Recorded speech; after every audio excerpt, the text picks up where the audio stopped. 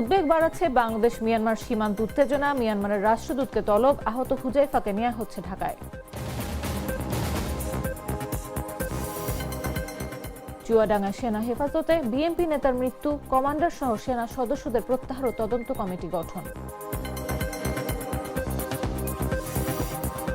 মনোনয়নপত্র বৈধ ঘোষণা, আপিলে প্রার্থিতা ফিরে পেলেন কিশোরগঞ্জের আরো 2 জন।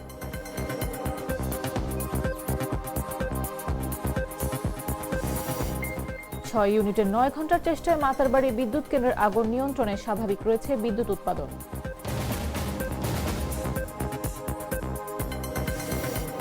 এবং টানা 5 দিন ধরে দেশের সর্বনিম্ন তাপমাত্রা পঞ্চগড়ে, মাগুরায় তীব্র শীতে হাসপাতালে বেড়েছে রোগীর চাপ।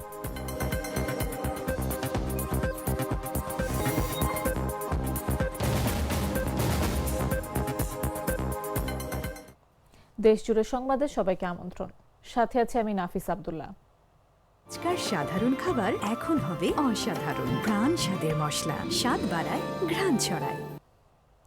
বাংলাদেশ মিয়ানমার সীমান্তে নিরাপত্তা পরিস্থিতি আবারও উদ্বেগজনক হয়ে উঠেছে। সীমান্ত এলাকায় মাইন বিস্ফোরণ, গুলি বর্ষণে শিশু আহত হওয়া এবং অনুপ্রবেশের ঘটনায় টেকনাফ জুড়ে ছড়িয়ে পড়েছে আতঙ্ক। মিয়ানমারের রাখাইন রাজ্যে চলমান ত্রিমুখী সংঘাতের প্রভাব ক্রমেই বাংলাদেশ অংশে পড়তে থাকায় সীমান্তবাসী নিরাপত্তা নিয়ে নতুন করে শঙ্কা তৈরি হয়েছে। বিস্তারিত জাগো ডেস্ক রিপোর্টে।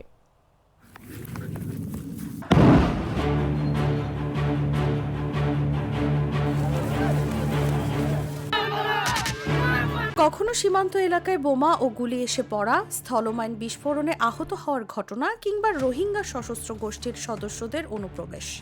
একের পর এক এসব ঘটনায় উদ্বেগ ও উৎকণ্ঠা তৈরি হয়েছে বাংলাদেশ মিয়ানমার সীমান্ত জুড়ে। মিয়ানমারের রাখাইন রাজ্যের অভ্যন্তরে ত্রিমুখী সংঘাতের প্রভাব যেন দিন দিন চিন্তার কারণ হয়ে দাঁড়াচ্ছে। সোমবার সকাল 10টার দিকে কক্সবাজারের টেকনাফ উপজেলার হোয়াইকং সীমান্তে বাংলাদেশ অংশে মাইন বিস্ফোরণে আবু হানিফ নামের এক মৎস্যজীবীর বাম পা বিচ্ছিন্ন হয়ে যায়। ঘটনাটি ঘটে হোয়াইকং ইউনিয়নের লম্বাবিল সীমান্তের নাফ নদীর শাহজাহানের দ্বীপ ও হাঁসের দ্বীপের মাঝামাঝি এলাকায়। পরে স্থানীয়রা আহত অবস্থায় তাকে উদ্ধার করে উখিয়ার কুতুপালং MSF হাসপাতালে নিয়ে যান। সেখানে প্রাথমিক চিকিৎসা শেষে তাকে কক্সবাজার জেলা সদর হাসপাতালে পাঠানো হয়। সেখান থেকে উন্নত চিকিৎসার জন্য তাকে চট্টগ্রাম মেডিকেল কলেজ হাসপাতালে স্থানান্তর করা হয়েছে। এর আগে রোববার সকাল 10:30টার দিকে টেকনাফের হোয়াইকং ইউনিয়নের তেচ্ছি ব্রিজ এলাকায় আফনান আরা নামের এক শিশু গুলিবিদ্ধ হয়। শিশুর অবস্থা এখনও আশঙ্কাজনক। সে বর্তমানে চট্টগ্রাম মেডিকেল কলেজ হাসপাতালে নিবিড় পরিচর্যা কেন্দ্রে চিকিৎসাধীন রয়েছে।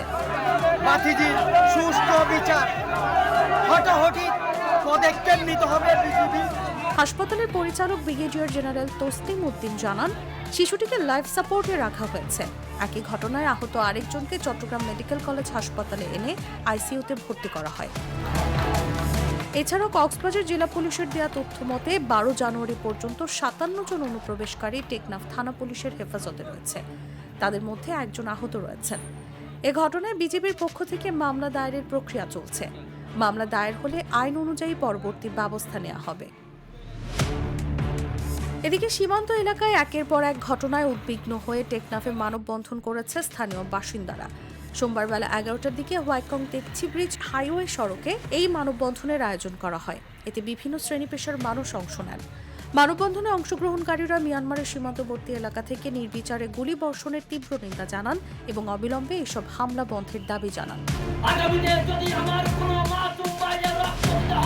বক্তারা জাতিসংঘ সহ আন্তর্জাতিক সম্প্রদায়ের দৃষ্টি আকর্ষণ করে বলেন, মিয়ানমারের অভ্যন্তরীণ সংঘাত যেন বাংলাদেশে এসে নিরীহ মানুষের প্রাণহানি ঘটাতে না পারে, সেজন্য আন্তর্জাতিক চাপ সৃষ্টি করা প্রয়োজন। সীমান্তবাসীর দাবি, মিয়ানমারের বিদ্রোহী গোষ্ঠী আরাকান আর্মির আস্তানা ঘিরে দেশটির সেনাবাহিনী বিমান ও ড্রোন হামলা চালাচ্ছে। একই সঙ্গে রোহিঙ্গা সশস্ত্র গোষ্ঠীর সদস্যরা সেনাবাহিনীর পক্ষ থেকে স্থলভাগে আরাকান আর্মির সঙ্গে সংঘাতে জড়াচ্ছে। এসব সংঘাতের প্রভাবই এখন সীমান্ত পেরিয়ে বাংলাদেশে এসে পড়েছে।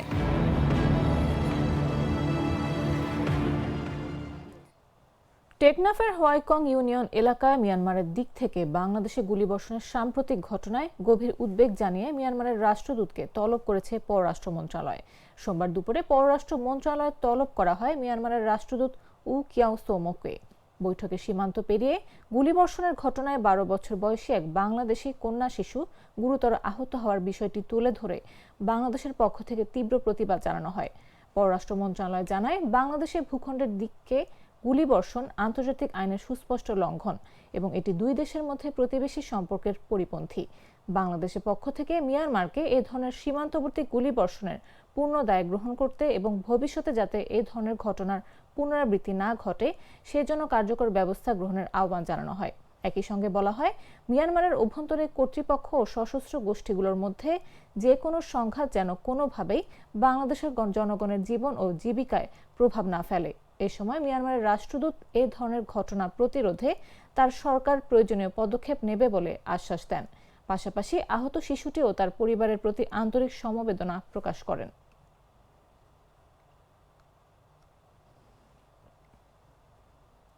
বাংলাদেশ মিয়ানমার সীমান্তবর্তী টেকনাফে রাখাইন রাজ্যের সশস্ত্র গোষ্ঠী আরাকান আর্মির গুলিতে আহত শিশু হুজাইফা আফনান লাইফ সাপোর্টে এবং উন্নত চিকিৎসার জন্য ঢাকায় পাঠানো হচ্ছে। মঙ্গলবার বিষয়টি নিশ্চিত করেছেন চট্টগ্রাম মেডিকেল কলেজ হাসপাতালের পরিচালক ব্রিগেডিয়ার জেনারেল তসলিম উদ্দিন। তিনি জানান, রোববার বিকাল 4:30টার দিকে গুরুতর আহত অবস্থায় আফনানকে চমেক হাসপাতালে ভর্তি করা হয়। এখন পর্যন্ত তার শারীরিক অবস্থার কোনো উন্নতি হয়নি। গুলিটি এখনও মস্তিষ্কের ভেতরেই রয়ে গেছে, যা বের করা সম্ভব হয়নি। উন্নত চিকিৎসার জন্য মেডিকেল বোর্ডের সিদ্ধান্ত অনুযায়ী তাকে ঢাকায় পাঠানো হচ্ছে। তিনি আরও জানান, ঢাকার national institute of neuro science and হাসপাতালে তাকে পাঠানো হচ্ছে উন্নত চিকিৎসার জন্য। মঙ্গলবার বেলা 11টায় শিশু আফনানের চিকিৎসার জন্য গঠিত মেডিকেল বোর্ডের বৈঠকে তাকে দ্রুত রাজধানীতে স্থানান্তরের সুপারিশ করা হয়। চিকিৎসকরা জানান, শিশুটির মস্তিষ্কে গুলি অবস্থান করায় মস্তিষ্ক অতিরিক্ত চাপ তৈরি হয়েছে। সেই চাপ কমাতে অস্ত্রোপচারের মাধ্যমে খুলির একটি অংশ খুলে রাখা হয়েছে। চিকিৎসকরা বলছেন, এটি একটি স্বীকৃত মেডিকেল প্রসিডিউর এবং চিকিৎসকরাই অংশ।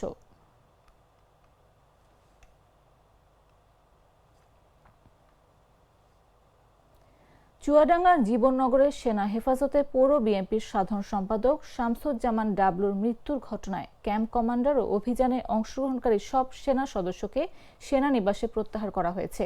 মঙ্গলবার আন্তঃবাহিনী জনসংযোগ পরিদপ্তরের পাঠানো এক বিজ্ঞপ্তিতে এই তথ্য জানানো হয়। আইএসপিআর জানায়, গেল 12 জানুয়ারি রাত 11টার দিকে চুয়াডাঙ্গার জীবননগর উপজেলায় সুনির্দিষ্ট গোয়েন্দা তথ্যের ভিত্তিতে অবৈধ অস্ত্র উদ্ধারের লক্ষ্যে যৌথ বাহিনী একটি বিশেষ অভিযান পরিচালনা করে। অভিযানকালে জীবননগর উপজেলার স্বাস্থ্য কমপ্লেক্স সংলগ্ন একটি ওষুধের দোকান থেকে অবৈধ অস্ত্র রাখার অভিযোগে মোহাম্মদ শামসুজ্জামান ওরফে ডাবলুকে আটক করা হয়। পরে আটক ব্যক্তির দেয়া তথ্যের ভিত্তিতে টহল দল ওই ওষুধের দোকানের তল্লাশি পরিচালনা করে একটি 9 মিলিমিটার পিস্তল, একটি ম্যাগাজিন ও 4 রাউন্ড গুলি উদ্ধার করে। অভিযান শেষে আটক মোহাম্মদ শামসুজ্জামান ওরফে ডাবলু হঠাৎ অসুস্থ হয়ে অচেতন হয়ে পড়লে তাকে দ্রুত জীবননগর উপজেলার স্বাস্থ্য কমপ্লেক্সে নেওয়া হয়। পরে রাত 12টা 25 কর্তব্যরত চিকিৎসক তাকে মৃত ঘোষণা করেন। আইএসপিআর জানিয়েছে, এরই মধ্যে ওই ক্যাম্পের ক্যাম্প কমান্ডার ও অভিযানে অংশগ্রহণকারী সব সেনা সদস্যকে সেনানিবাসে প্রত্যাহার এবং ঘটনার সঠিক কারণ উদ্ঘাটনের উদ্দেশ্যে একটি উচ্চপদস্থ তদন্ত কমিটি গঠন করা হয়েছে এবং তদন্তে দোষী সাব্যস্ত ব্যক্তিদের বিরুদ্ধে সেনা আইন অনুযায়ী আইনানুগ ব্যবস্থা গ্রহণ করা হবে।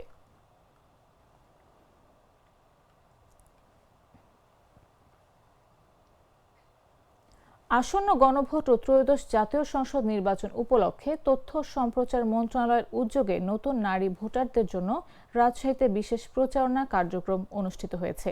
মঙ্গলবার সকালে রাজশাহী মহিলা কলেজের অডিটোরিয়াম ও রাজশাহী কলেজের শিক্ষক মিলনায়তনে পৃথকভাবে এই কর্মসূচি আয়োজন করা হয়। এতে প্রধান অতিথি হিসেবে উপস্থিত ছিলেন তথ্য সম্প্রচার মন্ত্রণালয়ের সচিব মাহবুবা ফারসানা। প্রধান অতিথির বক্তব্যে তিনি বলেন, গণভোট ও নির্বাচন একটি গণতান্ত্রিক রাষ্ট্রের গুরুত্বপূর্ণ স্তম্ভ। সচেতনভাবে ভোটাধিকার প্রয়োগের মাধ্যমে দেশের ভবিষ্যৎ নির্ধারণে তরুণ ও প্রথমবারের ভোটারদের ভূমিকা অত্যন্ত গুরুত্বপূর্ণ। কর্মসূচিতে বক্তারা নারী ভোটারদের অংশগ্রহণ বাড়ানো, তথ্যভিত্তিক সিদ্ধান্ত গ্রহণ ও গুজব থেকে দূরে থাকার উপর গুরুত্ব আরোপ করেন। একই সঙ্গে সংস্কারের লক্ষ্যে গণভোটে হ্যাঁ দেওয়ার পরামর্শ দেন বক্তারা। প্রচারণা অনুষ্ঠানে 2 কলেজের শিক্ষক শিক্ষার্থী সহ সংশ্লিষ্ট দপ্তরের কর্মকর্তারা উপস্থিত ছিলেন। অনুষ্ঠান শেষে প্রশ্নোত্তর পর্বে শিক্ষার্থীরা গণভোট ও নির্বাচন সংক্রান্ত বিভিন্ন বিষয় জানতে পারেন। তরুণ ও প্রথমবারের ভোটার হিসেবে গণতন্ত্র ও সংস্কারের পক্ষে গণভোটে হ্যাঁ দেওয়ার অঙ্গীকারও ব্যক্ত করেন তারা। রাষ্ট্রনায়ক অথবা রাষ্ট্রপতি অথবা প্রধানমন্ত্রীকে আমরা 10 বছরের বেশি দিতে ইচ্ছুক নই। 1 নাম্বার। 2 নাম্বার হচ্ছে সরকারি দল ইচ্ছা মতো সংবিধান সংশোধন করতে পারবে না। আমার সংবিধান ইচ্ছা করলেই সংশোধন করা যায় না। সরকারি দল ভোটে জিতে সংখ্যাগরিষ্ঠতা নিয়ে ইচ্ছা করলেই সংবিধান সংশোধন করতে পারবে না। আমার মতামতের প্রতিফলন করতে হবে, রাইট? 3 নাম্বার, গুরুত্বপূর্ণ পরিবর্তনের ক্ষেত্রে সেক্ষেত্রে কি হবে? আবার একটি গণভোট হবে।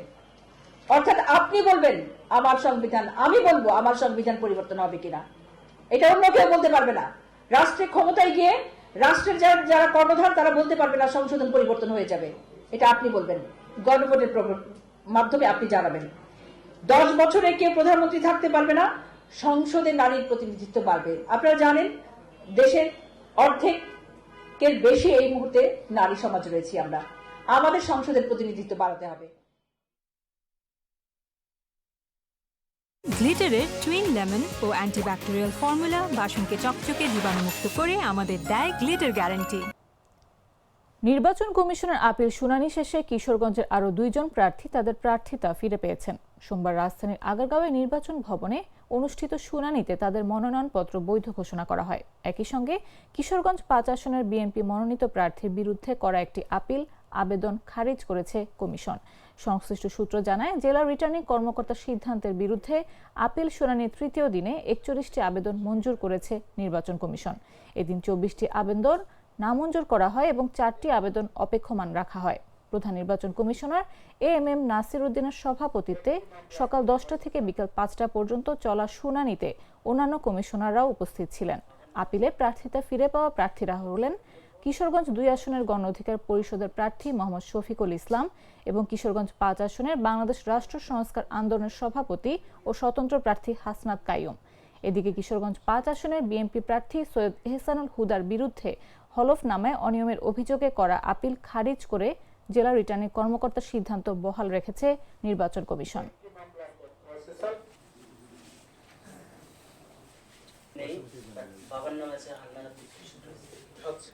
কক্সবাজারের মহেশখালীর মাতারবাড়ি কয়লাভিত্তিক বিদ্যুৎ কেন্দ্রের স্ক্র্যাপ ইয়ার্ডের আগুন নিয়ন্ত্রণে এসেছে।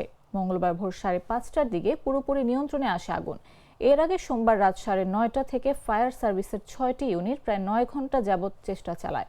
তবে এই ঘটনায় বিদ্যুৎ কেন্দ্রের মূল উৎপাদন ইউনিট বা বয়লারে কোনো ক্ষতি হয়নি, স্বাভাবিক রয়েছে বিদ্যুৎ উৎপাদন, এমনটি জানিয়েছেন মহেশখালীর উপজেলা নির্বাহী কর্মকর্তা ইমরান মাহমুদ ডালিম।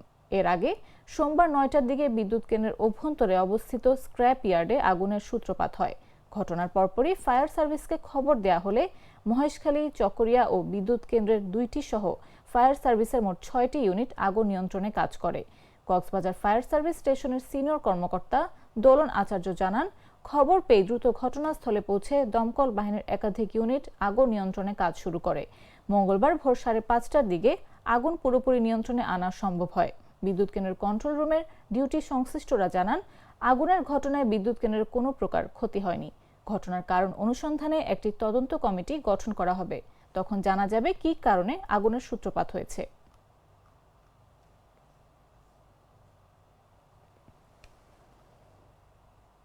শরীয়তপুরে আলোচিত 5ম শ্রেণীর শিক্ষার্থী হৃদয় খান নিবিড়কে হত্যার দায়ে 2 জনের মৃত্যুদণ্ড দিয়েছেন আদালত। একজনকে 21 বছরের আটকাদেশ দেওয়া হয়েছে।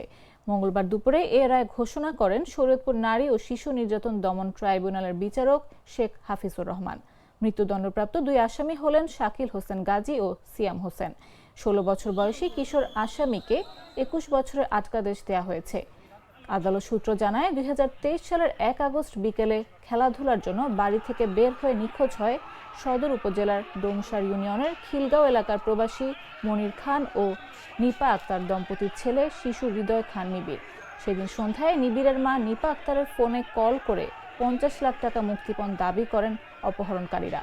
বিষয়টি পুলিশকে জানালে তথ্য প্রযুক্তির সহায়তায় সদর উপজেলার খিলগাঁও এলাকার শাকিল হোসেন গাজী, পাবনার সিঙ্গা এলাকার সিয়াম হোসেন ও খিলগাঁও এলাকার 16 বছর বয়সী এক কিশোরকে আটক করা হয়। পরে তাদের দেওয়া তথ্যের ভিত্তিতে পরদিন সকালে বাড়ির অদূরে পরিত্যক্ত জমি থেকে উদ্ধার করা হয় নিবিড়ের মাটি চাপা দেয়া মরদেহ। এ ঘটনায় নিহতের দাদা মমিন আলী খান বাদী হয়ে থানায় হত্যা মামলা করেন। পরে শরীয়তপুর চিফ জুডিশিয়াল আদালতে স্বীকারোক্তিমূলক জবানবন্দি দেন আসামিরা।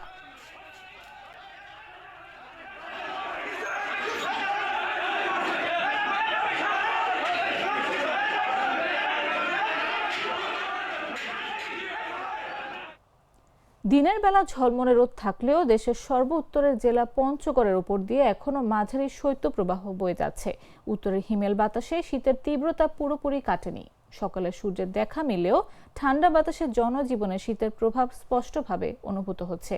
মঙ্গলবার সকাল 9টায় পঞ্চগড়ের তেঁতুলিয়া আবহাওয়া অফিসের সর্বনিম্ন তাপমাত্রা রেকর্ড করা হয়েছে 7.5 ডিগ্রি সেলসিয়াস, যা সারা দেশের সর্বনিম্ন তাপমাত্রা রেকর্ড। এ সময় বাতাসের আর্দ্রতা ছিল 91% এবং বাতাসের গতিবেগ ছিল ঘন্টায় 8 থেকে 10 কিলোমিটার। টানা 5 দিন ধরে এই জেলার সর্বনিম্ন তাপমাত্রা রেকর্ড করা হচ্ছে। আবহাওয়া অফিস সূত্রে জানা যায়, কয়েকদিন ধরে বৃষ্টির মতো কুয়াশা ঝরার কারণে তাপমাত্রা ক্রমেই কমছে এবং এর ফলে শীতের তীব্রতা বেড়ে গেছে। কনকনে ঠান্ডায় মানুষজন জরুরি প্রয়োজন ছাড়া ঘর থেকে বের হচ্ছেন না। তবে বেলা বাড়ার সাথে সাথে সূর্যের আলো দেখা গেলেও নেই তেমন উত্তাপ। কনকনে শীতের কারণে সকাল ও সন্ধ্যা হলে বিভিন্ন মোড়ে ও চায়ের দোকানের পাশে শীত নিবারণের জন্য আগুন জ্বালিয়ে শরীর গরম করছেন শীতার্ত মানুষ। হাসপাতালগুলোতেও ঠান্ডাজনিত রোগীর সংখ্যা বাড়ছে। বিশেষ করে শিশু ও বৃদ্ধরা সবচেয়ে বেশি আক্রান্ত হচ্ছেন।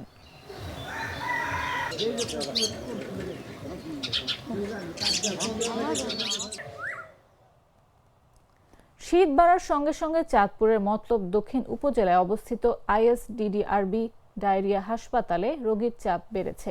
প্রতিদিন গড়ে 225 জন ডায়রিয়ায় আক্রান্ত রোগী হাসপাতালে ভর্তি হচ্ছেন, যা স্বাভাবিক সময়ের তুলনায় প্রায় দ্বিগুণ। ভর্তি রোগীদের মধ্যে প্রায় 85%ই শিশু। হাসপাতাল সূত্র জানায়, গেল 12 দিনে মোট 2692 জন ডায়রিয়ায় আক্রান্ত রোগী এখানে চিকিৎসা নিয়েছেন। রোগী বেশি হওয়ায় প্রতি ঘন্টায় গড়ে 7 শিশুকে চিকিৎসা দিতে হচ্ছে।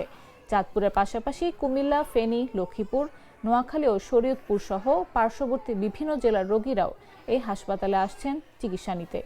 ISDDRB হাসপাতালের প্রধান ডাক্তার মোহাম্মদ আল ফজল খান বলেন, কোনো শিশু যদি 1 ঘন্টায় 3 বার বা তার বেশি বমি করে, পায়খানার সঙ্গে রক্ত যায়, জ্বর বা খিঁচুনি দেখা দেয় অথবা প্রস্রাব অস্বাভাবিকভাবে কমে যায়, তাহলে দেরি না করে দ্রুত নিকটস্থ স্বাস্থ্য কেন্দ্রে ভর্তি করাতে হবে। তিনি আরও বলেন, বছরের এই সময় শিশুদের রোটা ভাইরাসজনিত ডায়রিয়ার ঝুঁকি বেশি থাকলেও আতঙ্কিত হওয়ার কিছু নেই।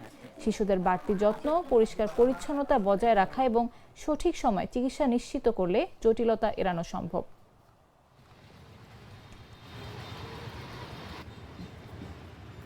গরমে ঠান্ডায় বাবু আজকে 3 দিন ধরে পাতলা পায়খানা বমি করে, তারপরে কুমিল্লা থেকে মতলব আজকে আসছি জেনারেল হসপিটালে। পাতলা পায়খানার সমস্যা আছে, এই জন্য আজকে ভোর 6টার দিকে নিয়ে আসছে এখানে। এখন ডাক্তার বলতেছে বাড়িতে নিয়ে যাওয়া যাবে। আমাদের হাসপাতালে প্রতিদিন গড়ে 200-র বেশি ডায়রিয়া রোগী ভর্তি হচ্ছে, যা স্বাভাবিকের তুলনায় প্রায় দ্বিগুণের কাছাকাছি। শীতের এই সময়ে শিশুদের সাধারণত রোটা ভাইরাস জনিত ডায়রিয়া হয়ে থাকে। শিশুর পাতলা পায়খানার পাশাপাশি বমি ও জ্বর থাকতে পারে। এটা ভালো হতে সাধারণত 3 থেকে 5 দিন সময় লাগে, তবে আতঙ্কিত হওয়ার কোনো কারণ নেই।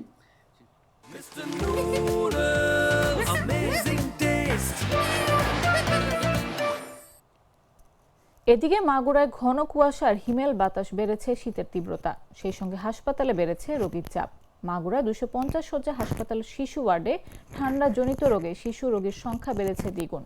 পাশাপাশি বয়স্ক মানুষ শ্বাসকষ্ট ঠান্ডা জনিত সমস্যা নিয়ে হাসপাতালে ভর্তি হচ্ছেন চিকিৎসা নিতে।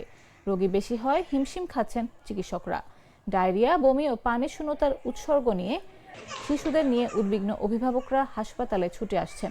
শিশুদের নিরাপদ পানি পান করানো, হাত ধোয়ার অভ্যাস গড়ে তোলা এবং শীতজনিত সংক্রমণ থেকে সুরক্ষায় অভিভাবকদের সতর্ক থাকার পরামর্শ দিচ্ছেন চিকিৎসকরা।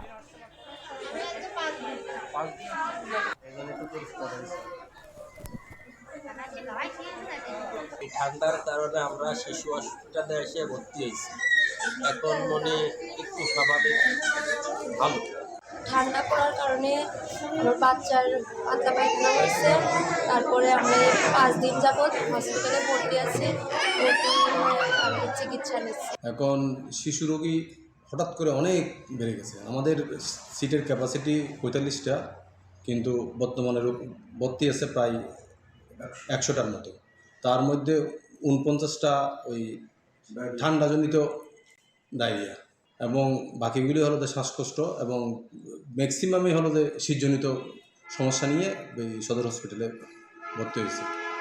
এমনি আমাদের হলো যে লোকবল সংকট, তারপরেও আমাদের সীমিত জনবল নিয়ে যতটুকু সম্ভব সব ডাক্তাররা আপ্রাণ চেষ্টা করে চিকিৎসা সেবা চালিয়ে যাচ্ছে।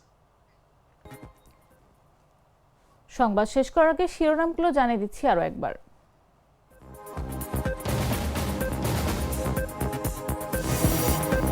উদ্বেগ বাড়াচ্ছে বাংলাদেশ মিয়ানমার সীমান্ত উত্তেজনা, মিয়ানমারের রাষ্ট্রদূতকে তলব, আহত হুজাইফাকে নেওয়া হচ্ছে ঢাকায়। চুয়াডাঙ্গায় সেনা হেফাজতে বিএনপি নেতার মৃত্যু, কমান্ডার সহ সেনা সদস্যদের প্রত্যাহার ও তদন্ত কমিটি গঠন।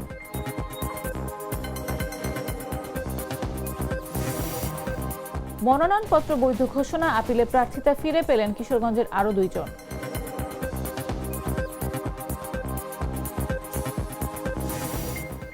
ছয় ইউনিটের 9 ঘন্টার চেষ্টায় মাতারবাড়ি বিদ্যুৎ কেন্দ্রের আগুন নিয়ন্ত্রণে, স্বাভাবিক রয়েছে বিদ্যুৎ উৎপাদন।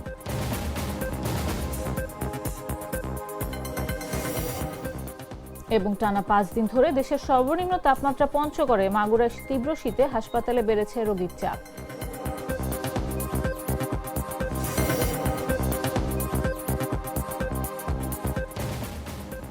দর্শক, এই ছিল এখনকার মতো। প্রতি মুহূর্তে সর্বশেষ খবর পেতে ভিজিট করুন jagonews24.com, ফলো করুন আমাদের ভেরিফাইড ফেসবুক পেজ এবং সাবস্ক্রাইব করুন জাগো নিউজের ইউটিউব চ্যানেল। এখন সাথে থাকার জন্য ধন্যবাদ সবাইকে।